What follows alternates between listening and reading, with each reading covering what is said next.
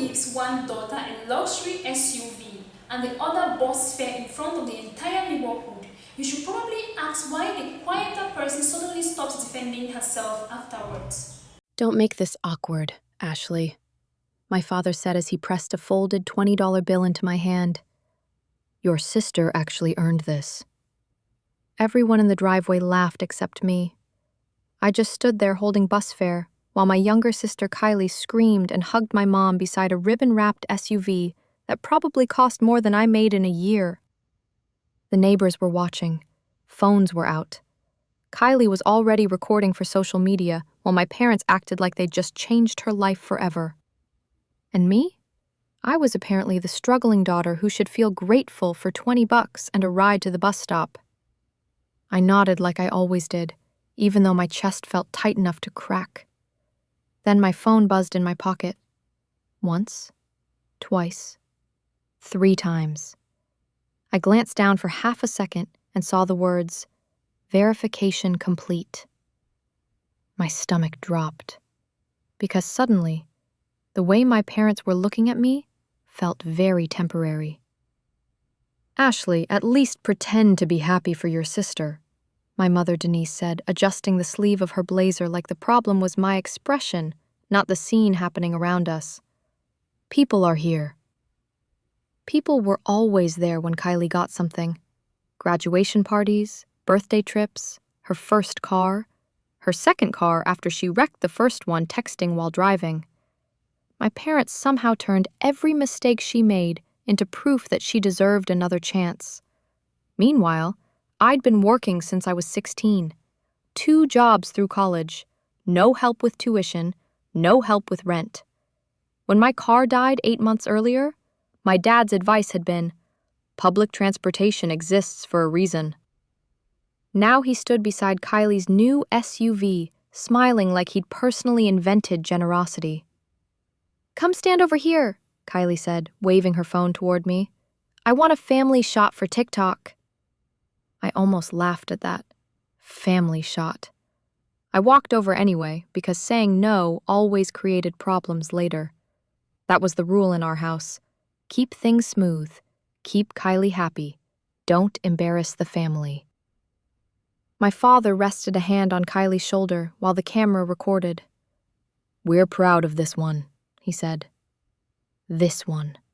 Not daughter. Not both daughters. Just this one. I stepped back toward the sidewalk, already planning which bus route would get me to my night shift on time. That was when my phone buzzed again. Different number this time. I turned the screen away instinctively. "Ms. Miller," a calm voice said the second I answered, "before funds can be released, we need to confirm—" "Ashley?" my father interrupted sharply. I looked up. He was staring directly at me now. Not casually either. Carefully.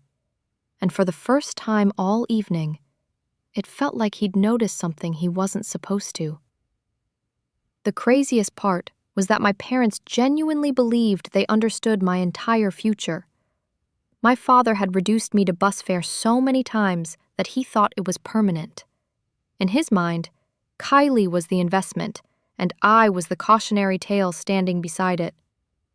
By Monday morning, Kylie's new SUV was everywhere online. She posted slow-motion videos of herself pulling out of the driveway with captions like, "Hard work pays off," even though she'd quit 3 jobs in the last year alone. My mom shared every post. My dad commented with trophy emojis, like Kylie had just won an Olympic medal instead of receiving something financed entirely by them.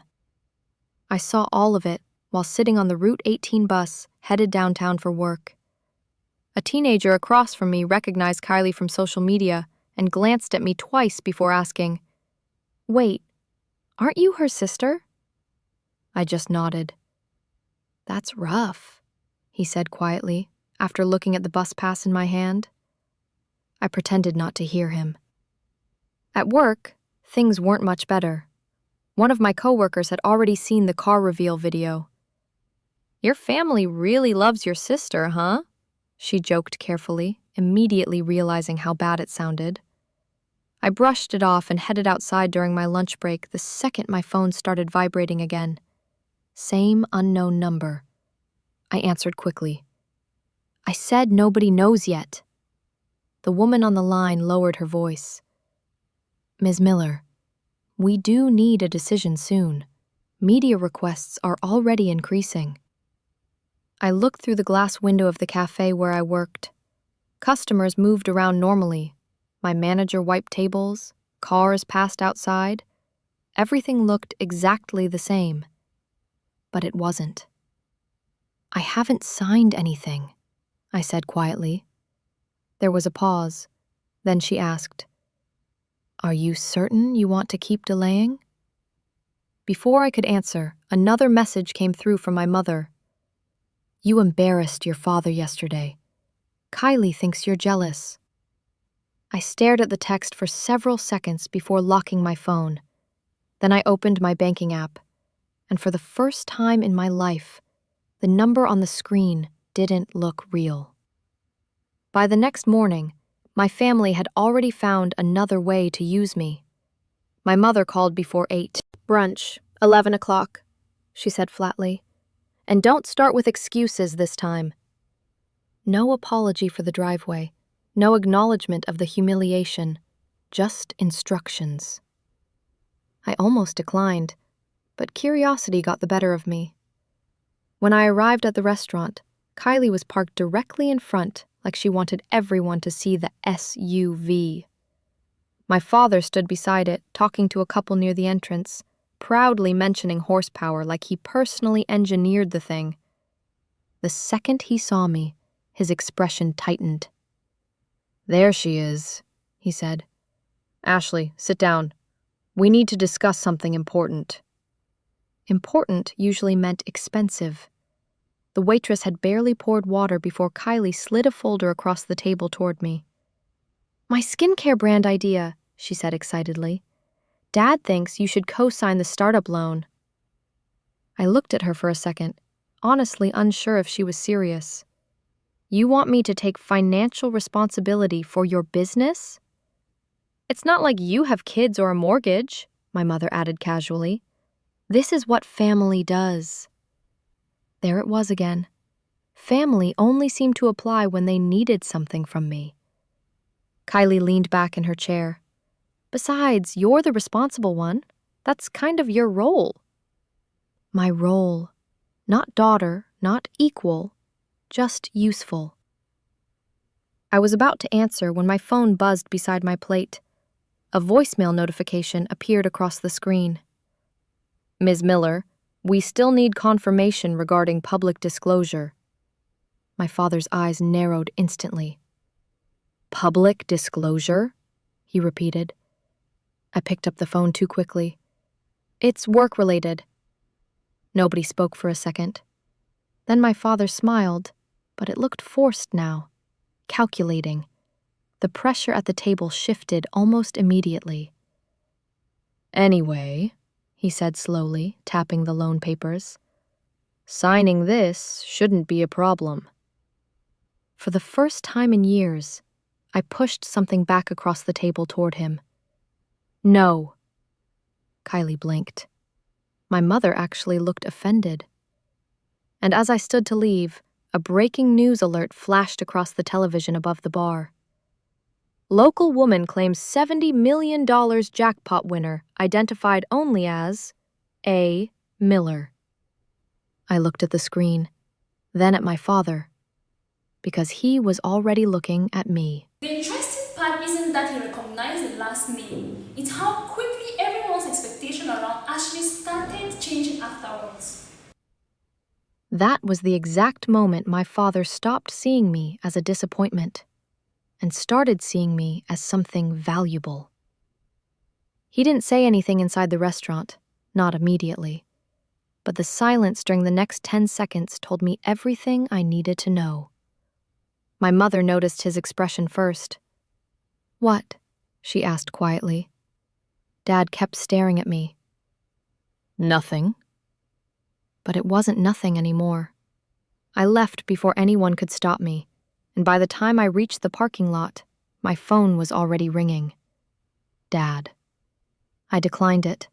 Then Mom called, then Kylie. By the time I got home, I had 14 missed calls and 3 texts pretending to sound casual. Dad. Call me when you get a minute. Mom. Did something happen? Kylie. Wait. Oh my God, is that you? I tossed the phone onto my couch and stared at the ceiling of my apartment for a long minute. It was funny, in a cold sort of way. 24 hours earlier, I'd been the daughter worth bus fare. Now suddenly everyone wanted immediate access to me. That night, I finally let myself think back to the gas station. 3 weeks earlier. Rain pouring outside. Exhausted after a double shift. I'd stopped for coffee and grabbed the lottery ticket absent-mindedly because the cashier joked that the jackpot was life-changing. I almost threw the ticket away 2 days later. If I hadn't checked it one last time before work, none of this would have happened. Another call interrupted my thoughts. Dad again. This time I answered. Ashley, he said carefully, his voice softer than I'd heard in years. Families should support each other. I almost smiled at the wording. Families. Now it was families. I'm busy, I said. Ashley, don't do anything impulsive. People make mistakes when they come into money. People, not you. People. Like he was already preparing to manage me. An hour later, Kylie sent me links to million-dollar homes with captions like, "Imagine us living beside each other." My mother sent crying emojis and messages about staying grounded. Then relatives I hadn't heard from in years suddenly started following me online. By midnight, my voicemail inbox was full. I finally opened it and stared at the number. 92 missed calls. The last voicemail was from my father. Ashley, call us before you do something selfish. I listened to it twice. Then, for the first time since winning the money, I smiled. Because now I knew exactly how much I was worth to them. The official confirmation happened 2 days later in a private conference room downtown. No cameras, no giant check, no smiling press photos. Just me, 2 attorneys, a financial advisor, and a representative from the Lottery Commission, sliding paperwork across a polished table while explaining security protocols I barely understood. That was the moment it finally became real. $70 million. After taxes, the amount was smaller, but still so large that my brain kept refusing to process it correctly. And the strangest part? I'd technically known before my parents handed me bus fare in that driveway. The verification message on my phone that night had confirmed the winning numbers officially. I could have interrupted the whole celebration. I could have stood there beside Kylie's new SUV and changed the entire atmosphere with one sentence. But I didn't.